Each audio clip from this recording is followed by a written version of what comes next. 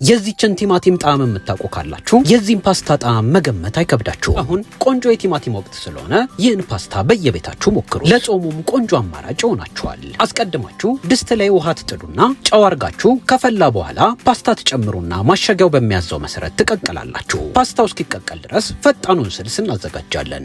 መጥበሻ ላይ 3 የሾርባ ማንኪያ ዘይት ታግላላችሁ። በመካከለኛ ሙቀት ከጋለላችሁ በኋላ በቀጭኑ የተከተፈ ነጭ ሽንኩርት ሞቅ ሞቅ ታደርጋላችሁ። ነጭ ሽንኩርቱ በከፊል ከተጠበሰ በኋላ የቼሪ ቲማቲማችሁን ታስገባላችሁ። ቲማቲሙን በሚገባ ማጠብ እንዳዘነጉ። ከላይ የሚገኘውን አረንጓዴ ቅጠል እያስወገዳችሁ የምትፈልጉትን ያህል ቲማቲም መጥበሻችሁ ላይ ትጨምራላችሁ። ቲማቲሙን ለተወሰነ ደቂቃ ትጠብሱትና ከድናችሁ ደግሞ በእንፋሎት ታበስሉታላችሁ። በእንፋሎት ከበሰለ በኋላ ብትን ማለት ይጀምራል። አሁን የፈረንጁን የበሶ ብላ ቅጠል ከላይ ትጨምራላችሁ። የበሶ ብላ ቅጠሉን ትንሽ ካበሰላችሁት በኋላ ማማሰያ በመጠቀም ቲማቲሙን በከፊል ታፈርሱታላችሁ። ቲማቲሙን በከፊል ካፈረሳችሁት በኋላ የማጣፈጫ ቅመሞች ታስገባላችሁ። በመቀጠል የምናዘጋጀው ስልስ ትንሽ ላላ እንዲልልን ፓስታውን ከማውረዳችሁ በፊት የፓስታ ውሃ ቀንሳችሁ የምታዘጋጁት ስልስ ላይ ትጨምራላችሁ። በመቀጠል የምትፈልጉትን ያህል ጨው ከላይ ታስገባላችሁ። ስልሱ ዝግጁ ከሆነ በኋላ ይህንን ይመስላል። አሁን አጥልላችሁ ያዘጋጃችሁትን ፓስታ ከላይ ጨምራችሁ ሰፋ ያለ ማንኪያ ወይም ማማሰያ በመጠቀም በደንብ ትቀላቀሉታላችሁ። አሁን ፓስታችን ዝግጁ ሆኗል። እንደ ማባያ እንዲሆናችሁ ከጎን የተጠበሰ ዳቦ ማቅረብ ትችላላችሁ። ፈጣንና